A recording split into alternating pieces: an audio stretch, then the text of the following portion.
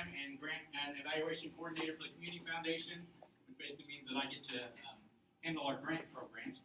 And so we know who we're talking to today. We'd like you guys to introduce yourself and tell us a little bit about what you do at the school, if you're a special ed teacher, if you're an RTI coordinator, just something what you do, and we're going to start right over here. I'm Tish Rollins. I'm the 6th grade English teacher at Brown County Middle School. I'm Karen Judge. I'm the principal at Brown County Middle School. Melanie Harvey, 5th grade teacher, Brown County Middle School. Julie Phelan, Payson administrator. Lauren Benzinger, 4th, 5th, and 6th grade special ed in Payson. This is my camera person. No. This is I my would tech like to assistant. introduce. Back row. Sharon Good, St. how are I you? serve on the Community Foundation Grant Committee, and I was just really curious about the project. I wanted to come and hear all about it. Jody O'Brien, Liberty Elementary Principal, just here to support my staff and Marina, because we love language learners. Joe Arnold Blinkham. I'm the CEO of the Community Foundation. Thank you all for coming. We do have a couple people who are ill today, so that's why we're recording what we're doing. He's Yes. going to. Oh, he's Oh, going to. we're- Okay. we're gonna get to We that. already have it.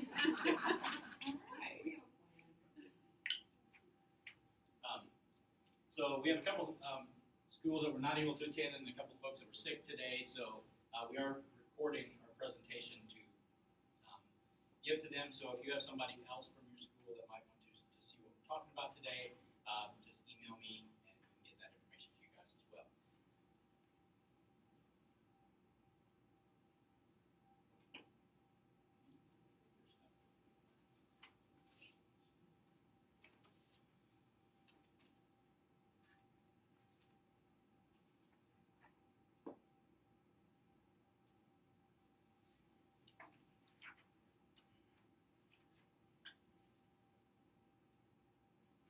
So today we're going to tell you a little bit about the Community Foundation.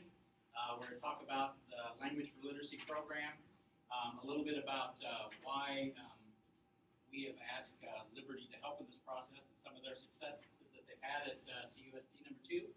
And then we're going to talk to you about the grant opportunity that we have for you to apply for and how to do that.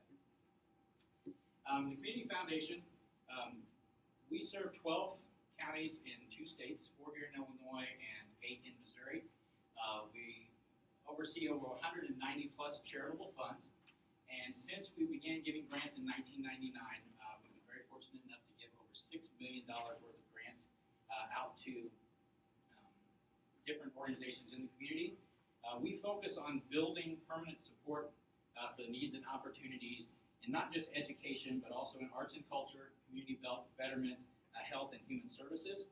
And before we dive into the specific opportunity today, I want to share a little bit about the fund that's actually going to provide the money for the grant that we're going to be talking about today. And the Raymond Norwood and Eleanor Reuter Fund makes grants to support programs that focus on specialized education for, but not limited to, improving reading and or comprehension skills for students kindergarten through 12th grade whose insufficient reading and or comprehension skills are a source of difficulty in that student's ability to make academic progress. We actually have a brief video that tells you a little bit more about a beautiful woman. She was a hard worker. She worked in the shoe factory, she worked for Williams Laundry, and she worked for the Quincy Casket Company. She said, if you can't read, you can't do anything. That's kind of where this whole thing started.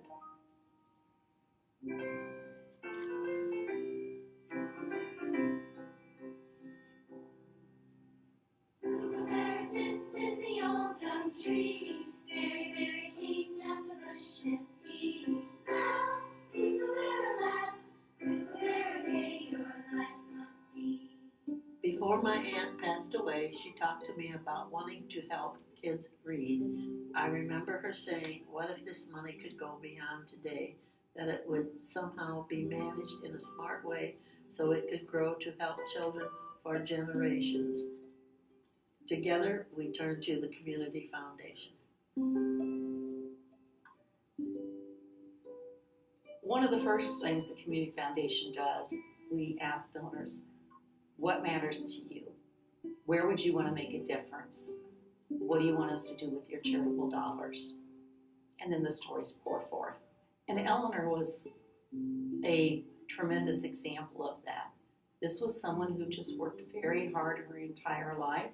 She had a passion. She wanted to help children who were having difficulty or could not read, because she believed firmly that if you can't read, you can't do anything. The Community Foundation does 3 simple things. We gather charitable gifts, we work to grow those gifts through investments, and then we make grants from those gifts, those funds, to support charitable purposes throughout our region. How can you go through life and not realize what you have?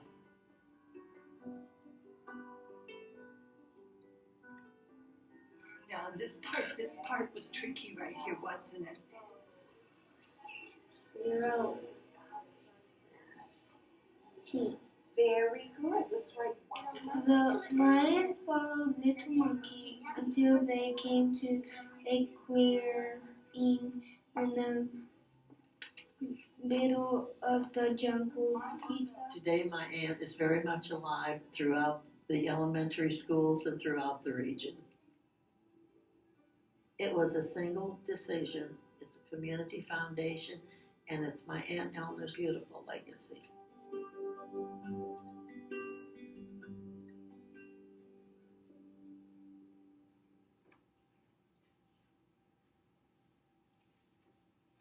Beginning in 2013, Liberty CUSD number 12 actually received a Eleanor Reuter grant from the Community Foundation's Reuter Fund to help implement the Language for Literacy program at that school. The district has had great success in taking Eleanor's desire to help struggling students and converting that desire into concrete results. So tonight, the Liberty staff, as well as the creator of the Language for Literacy curriculum, are going to share with you their success story, and we're going to give your school districts an opportunity to take part in that by receiving your grant to receive some professional development training to implement the Language for Literacy program in for your students. So I'd like to introduce the last 3 people in the room. Rhiannon Norris Robinson is the curriculum developer of Language for Literacy, and she's also a professional dyslexia therapist. Easy for me to say. Krista Tenhouse is with Liberty CUSD number 2. She's the pre-K through 6th grade special education coordinator and is a speech pathologist. And Callie Bushmeyer is the response to intervention coordinator at Liberty CUSD 2. So ladies, I'm going to turn it over to you, and I'm going to get your visuals up here in just a second.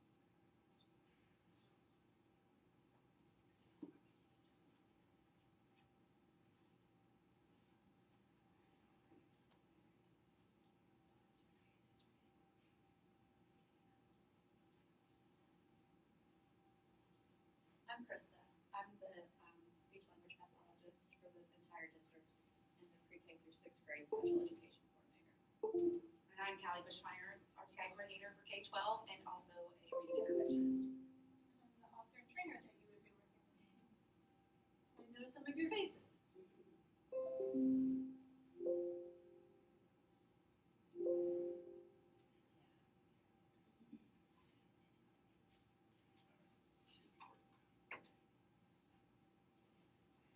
So at first we want to start by having you picture some students in your classroom that struggle with reading.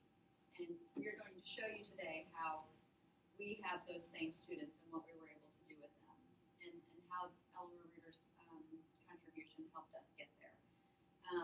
The first student that I want to highlight is a student with Down syndrome, and he has an IQ score of 60. He's been using this program, and at his last reeval, his word attack for nonsense words was an 83, which is low average. So you can see that his phonemic awareness and phonics skills far exceed his IQ or what he should be able to do.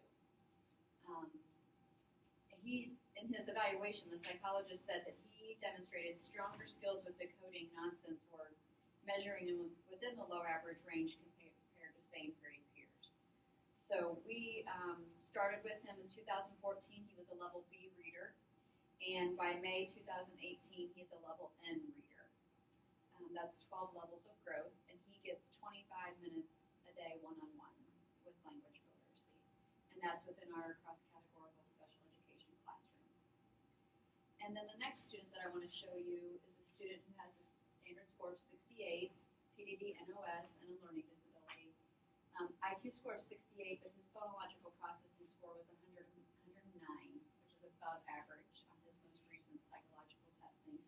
His nonsense word decoding was an 87, and his decoding fluency was a 91. And we kind of got to this point with that student in mind. So I'll go over kind of the history and where our teachers started out in just a minute. This is all after treatment with language for literacy. This did not happen without that intervention. Those scores were far lower at their initial evaluations. These were re-evals that we have that data from.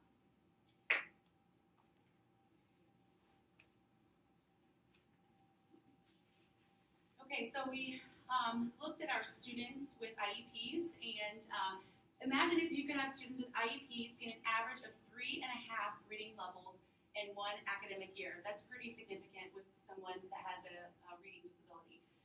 53% of our students with an IEP gained 4 or more reading levels per year, and we had some students that even gained 12 levels in one year.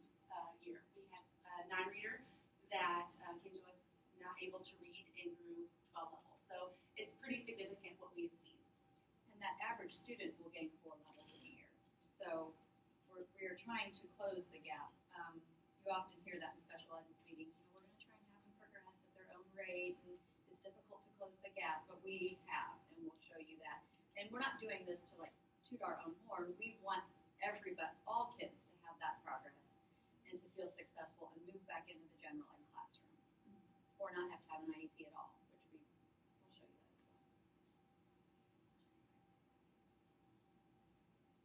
well. Okay, so how we got here. That student I told you with a 68 and a PDD NOS, that was those were challenging IEP meetings, 7-hour meetings. When he came to us, we had a new special ed teacher, and it really didn't matter if you were new or not. I feel like teachers sometimes come out of school and don't know how to teach reading. I don't know that they're explicitly taught how to teach reading. And so she was working on kind of word families and using our reading series that had a intervention portion to it, but it didn't teach this student how to decode the language. And he had a very proactive mom, and she was going to advocate for him. And it's a good thing she did, because it changed our entire reading approach at Liberty. And so we brought Rhiannon in, and she was recommended to us by Kristen Kendrick at the time, who was the director of the Adams County Special Education Co-op. And we started in the district with just 2 teachers trained, one at the K-3 level, which was the level that student was, and another one at the 4-6, knowing that that student was going to transition up, and we needed to have a plan for him as he grew through the grade levels. And after that, those teachers felt so confident and skilled, and the data showed that he was making progress. So other teachers wanted the training, and we wanted to offer this not just to a family with a very vocal mom, but to all the kids at Liberty. They should be getting, one-on-one, 25 minutes a day, just as he was. He was getting 45 minutes a day. So as student growth drastically increased, we decided to apply for the grant through the Eleanor Ritter Fund, and we trained every teacher, every special ed teacher, K-12, through that grant over the years. And then we trained some of our interventionists, Callie being the RTI coordinator and one of our title teachers. And as we've had turnover, we've also trained those teachers. But thankfully, we haven't had much turnover. We have 1, so we've been able to get to reap the benefits of that training. And so with the Language for Literacy, as I said, we have trained implementers through all the tiers, RTI, resource, self-contained. Minutes range from 25 minutes a day in a small group of 2. We try not to have too many groups. As you'll go through the training, if you apply for the grant and you're awarded that, we try to, link them up based on processing speed. We don't want a real fast processor with a real slow one, because then that one's bloating out, but we try to group them similarly. Ideally, we try to do one-on-one 30 minutes a day, whether they're in RTI or in special education. And then the thing that made this work goodness for the grant, we were able to bring Rhiannon back in twice a year to observe each teacher and give feedback. Not in a process of you aren't doing it right or I'm going to tell your administrator, but just to give you feedback on how to improve your skills. And you could ask her any question about any challenging student. You could email her at any time, and she would, get back to you. But also in those sessions when she observed, she could really walk you through it. How to improve, what to change in your word list, and then we would meet as a group and also talk about things beyond decoding, like fluency and comprehension, to help those readers who were more higher functioning with their reading skills.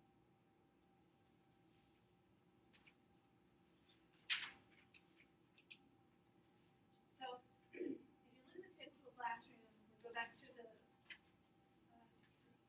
statistics that he put out. And typically, if you think about 2/3, so 2/3 of every typical classroom, we're not even talking special ed. So, out of every 6 of your 10 kids in any general classroom will struggle to read. Now consider that's a typical classroom. So, if you have more kids on the lunch program, that number is going to increase. So, essentially, the more at risk you are, whether it's poverty, abuse, homelessness, whatever it might be, they're going to be more likely to struggle in the classroom. And if we look at the video, one of the things that I was doing on the way here, I'm about 3 hours away. Eleanor mentioned that if you can't read, you can't do anything. And if you can't read, you either push really, really, really, really hard and you work through it, or you give up. So statistically, about 80% of people who can't read end up in jail or prison. And does anybody know what the recidivism rate is for people who return? 80%.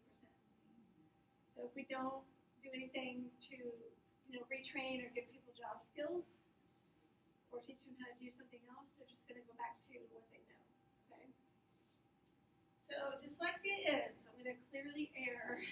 There's a lot of confusion. Now, about, I want to say 5 years ago, you can go to the ISB website and they can tell you the actual definition based on a law that was passed. If you go to the International Dyslexia Association, the IDA, is the gold standard for everything we do related to dyslexia. So they are a national entity that looks at each and every state. So for us, we are kind of the last people to join the race in Illinois, which makes sense. Partially because we're broke, but the law is in place, but it's based on if there are funds available for school.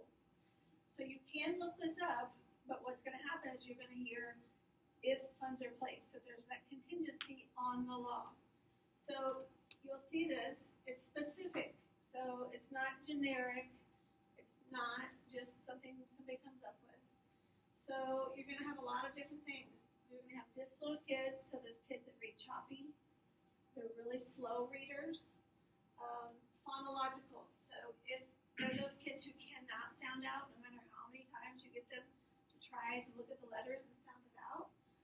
And then because they can't sound it out and they don't read smoothly, they can't comprehend. We all know what that feels like. When we're too tired, we try to read. I had this happen the other night. I fell asleep with my headphones in, listening to a book, and I had to, go back a couple chapters because I couldn't remember it. Then, when they get older, what happens is the conversations they have, if you notice somebody who's a poor reader, their vocabulary is very limited. Because our vocabulary comes from learning background knowledge from things that we read. So they don't read very much. As I was using the samples that we train, how many of you have been to Africa? Can you tell me anything about Africa? What's the climate like? What kind of animals live there? Right. But how did you learn that? From a book or from maybe a movie? Yeah, so in order to learn these things, this background knowledge, you have to have read something or get some experience. So if you look at any classroom, the IDA, International Dyslexia Association, has for years estimated in the special ed population, so if you take all the kids that are in special ed, 80% of those are dyslexic. So that doesn't count your Down syndrome students, your PTD students, but think about that, 8 out of 10 of your special ed students. And so I always tell people special ed wasn't meant to be permanent. When you look at the current condition in most schools, you say you put a child in special ed in 5th grade, and they stay there for years and years. It wasn't meant to be there forever. So think about the time and the money for the teachers and the student that we spend year after year after year. It was meant to be where you give treatment, just like a doctor would give you. And you don't keep going back over and over and over. If you do, they're giving the wrong medication, right? This is where we want to stop that cycle. So the leading cause of dropout rates, which leads directly to the type of job you're going to have, which means you're going to make less money, which means you're going to be likely to be poor, to have mental health, to abuse substances, is leading to dropouts in the U.S. So, what most people don't realize in the U.S., our language is complex. Now, when you come to my trainings, you'll hear me say that I love English, and people think I'm crazy. But there are researchers who actually looked at the dictionary and found out that 87% of the words in our dictionary can be sounded out. They're regular, and the good news is I can teach you those rules. And it's actually quite fun. And I will teach you those rules starting from the simple things to the complex things. So, what are we going to look at? If all of those things can be teachable, first of all, let me tell you that this is not a program that if you don't want to sit and really take it in, you don't want to be challenged, you don't want to really change how you teach, and you don't want to have questions asked of you compared to popular programs in the area, this is not a program for you. So please don't waste Foundation's money. So this is going to force you to think out of the box. It's going to force you to completely change what you think about literacy. My program is called Language for Literacy. Language, I don't mean spoken language. I mean, for you to be a totally literate person, you need to speak, you need to write, you need to spell, you need to do lots of things, right? So because of that, the program is language that we can teach to make a person literate. So what are the skills that you need in order to be literate? So, with the vocabulary, comprehension, word recognition, whole language, phonological system, which one of these is right to teach? Any ideas?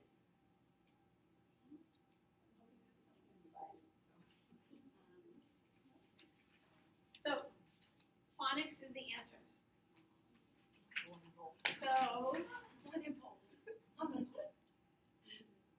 some people have a really hard time swallowing this pill because we've been led to believe, starting in about the 80s, that this was an old-fashioned method of reading.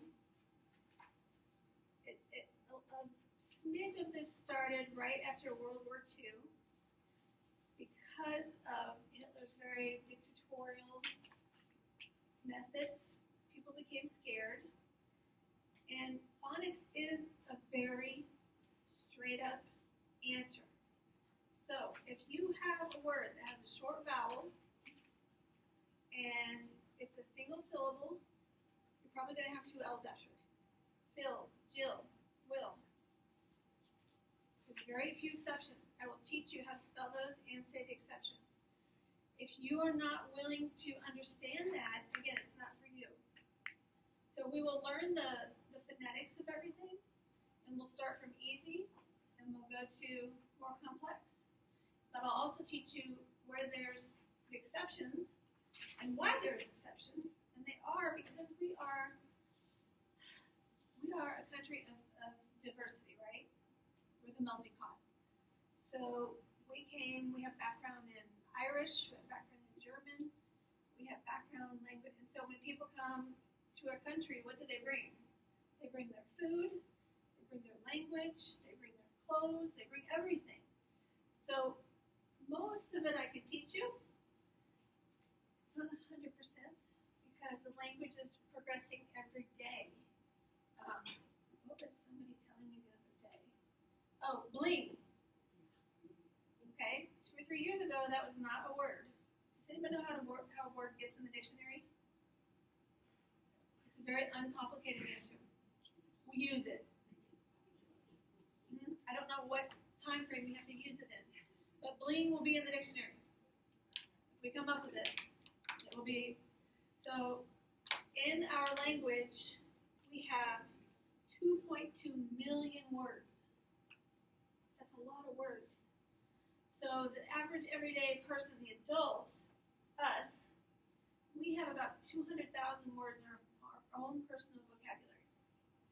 So for a child, obviously that's a lot lower.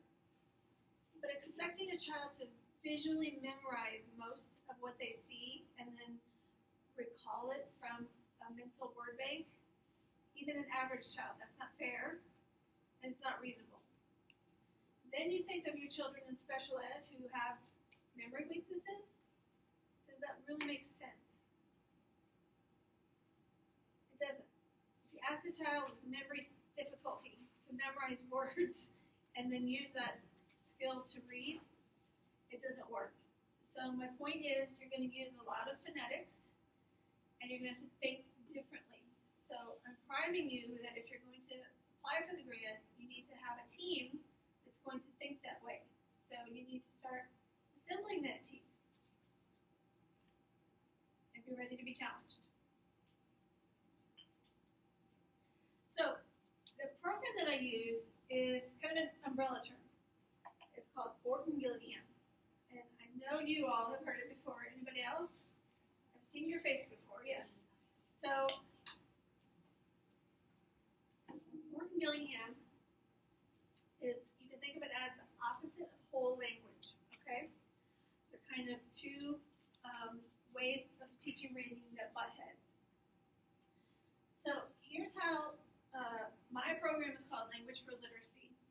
There are tons of other Orton Gillingham-based programs out there that have been around a long time before me. Dr. Orton was actually a psychiatrist, and he saw really bright kids who could not read and thought, what is happening here? And he met a woman who was a school teacher. She said, well, I know what's happening. I can teach them how to read. So they got together, and basically he found out what happened in the reading was that something changed in the brain during the mom's time in the belly, in the second trimester. And then she said, well, okay, so the answer is we use phonetics. And that's where Orton Gillingham came from.